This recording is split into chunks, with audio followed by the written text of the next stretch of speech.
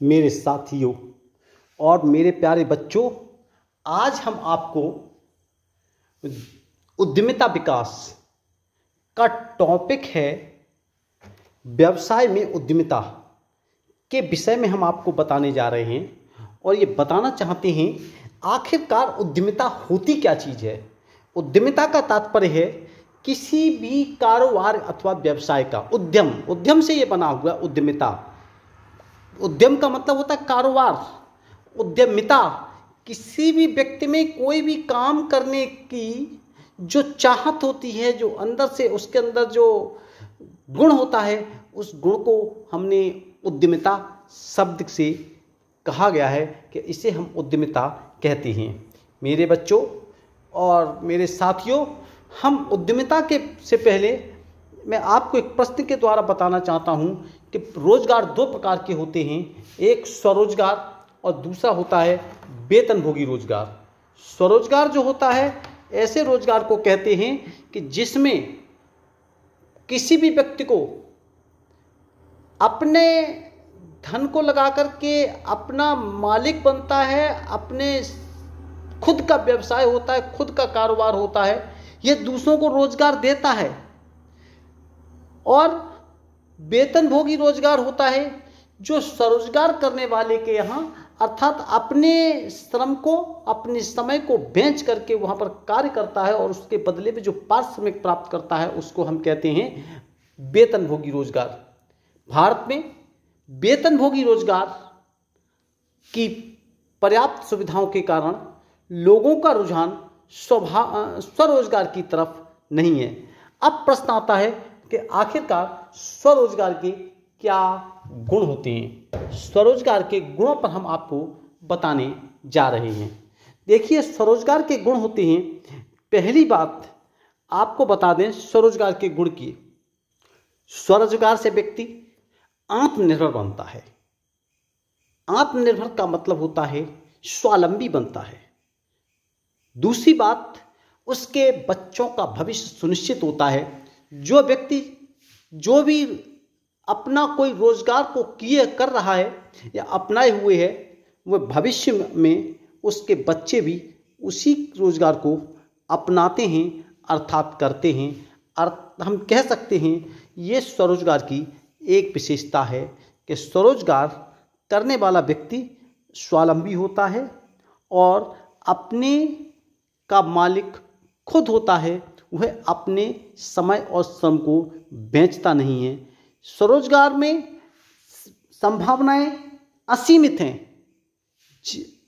असीमित संभावनाएं का मतलब है इसमें आय की कोई निश्चितता नहीं है। अगर ये इस बात पर डिपेंड करता है व्यक्ति की मेहनत और लगन अगर अधिक होती है तो निश्चित तौर पर वह व्यक्ति स्वरोजगार में अच्छी ऊंचाइयों तक पहुंच सकता है। जिस प्रकार से हमने कहीं भी ऐसे स्वरोजगार करने वाले लोगों को देखा है जिन्होंने कम समय में बहुत बड़ा लक्ष्य, एक समाज में बहुत अच्छी रेपुटेशन प्राप्त की है। स्वरोजगार की दूसरी बड़ी विशेषता ये है, जब कोई स्वरोजगारी अपना रोजगार या व्यवसाय खुद उसका विस्तार करता है अर्थात प्रसार करता है, फैलाता है, तो दूसरे लोगों को रोजगार देता है, बेरोजगार लोगों की नियुक्ति करता है। स्वरोजगार करने वाला व्यक्ति बेरोजगारी की समस्या को निदान करने में राष्ट्र की सहायता करता है। और वेतनभोगी रोजगार जो होता है कि देश के अंदर बेरोजगारों की एक बहुत बड़ी भीड़ तैयार करता है, क्योंकि किसी भी कार्य के संसाधन अर्थात सीमित संसाधन होने के कारण, सीमित आवश्यकता होने के कारण स्वरोजगार भी सीमित होते हैं। इसीलिए हम कह सकते हैं कि स्वरोजगार करने वाला व्यक्ति राष्ट्र निर्माण में एक अपनी महती भूमिका को निभाता है। अगला है, स्वरोजगार समाज में न केवल बेरोजगारी समाधान करता है बल्कि लोगों के उपभोग के स्तर को ऊंचा उठाता है, समाज में वस्तुओं की और सेवाओं की मांग को पूरा करता है, उत्पादन तथा रोजगार के अवसर बढ़ाता है।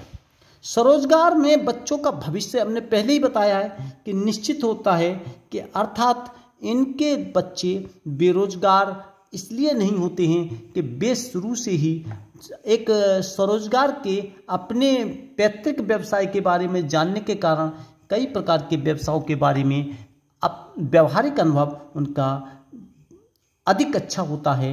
बाकी के जो प्रशिक्षण दिया जाता है MBA के माध्यम से, अन्य किसी के माध्यम से, उनमें पर्याप्त मात्रा में व्यावहारिक माध्यम नहीं होता है। स्वरोजगार में मनुष्य को जोखिम सहन करने की क्षमता का विकास होता है कि किसी काम को करने में हमेशा जोखिम की संभावना तो बनी रहती है, नुकसान की संभावना बनी रहती है। आंधी आने से नुकसान हो जाता है, पानी आने से नुकसान हो जाता है, बादल, तमाम प्रकार की कंडीशंस आती हैं जिससे समय समय पर मांग का घटना, मांग का बढ़ना और कच्चे माल में महंगाई तेजी होना, इस प्रकार से जोखिम की समस्या व्यवसाय में हमेशा बनी रहती है। और जोखिम को सहन करने का अगर क्षमता अगर डेवलप होती है, विकसित होती है, तो वो स्वरोजगार करने वाले व्यक्ति में होती है। और अच्छा स्वरोजगार करने वाला व्यवसायी व्यक्ति वही हो सकता है जिसमें जोखिम उठाने की क्षमता हो, जोखिम लेने की क्षमता हो और जोखिम में रह करके अपने कार्य को अंजाम देने की क्षमता हो। व्यक्ति को अपनी योग्यता क्षमता के अनुसार कार्य करने का अवसर मिलता है, असीमित धन कमाने की संभावना मिलती है। नए उद्योगों की स्थापना से औद्योगिक विकास होता है देश में, अर्थात राष्ट्र निर्माण में स्वरोजगार अपनी एक महत्वपूर्ण भूमिका निभाता है। वैज्ञानिक आविष्कारों को प्रोत्साहन जो मिलता है तो स्वरोजगार के द्वारा ही मिलता है। अब आता है अगला पॉइंट, औद्योगिक विकास के साथ सरकार में के राजस्व में जो वृद्धि करता है वो स्वरोजगार करता है। वेतनभोगी रोजगार तो राजस्व के आय का एक अंश को वेतन के रूप में प्राप्त करता है। व्यक्ति को सेवा योजक के शोषण से मुक्ति मिलती है और व्यवसाय में पहल करने की पर्याप्त अवसर उसे प्राप्त हो जाते हैं। इस प्रकार से मेरा मानना है कि स्वरोजगार अधिक बेहतर है। अब लोग फिर भी स्वरोजगार के गुण ये अपने आप को बताए, स्वरोजगार के अवसर बताए, लेकिन लोगों में वेतनभोगी रोजगार के प्रति उन लोगों में झुकाव अधिक होता है जो रिस्क लेने की क्षमता नहीं होती है, जिसमें जोखिम की क्षमता नहीं होती है। ऐसे लोग वेतनभोगी रोजगार की श्रेणी में आते हैं और उनके बच्चों का भविष्य सुनिश्चित नहीं होता है।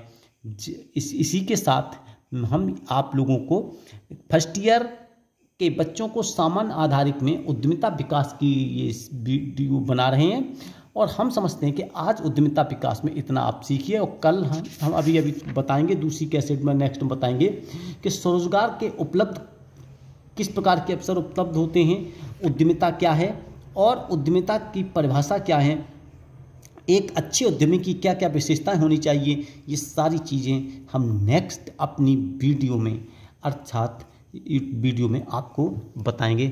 जय हिंद, जय भारत।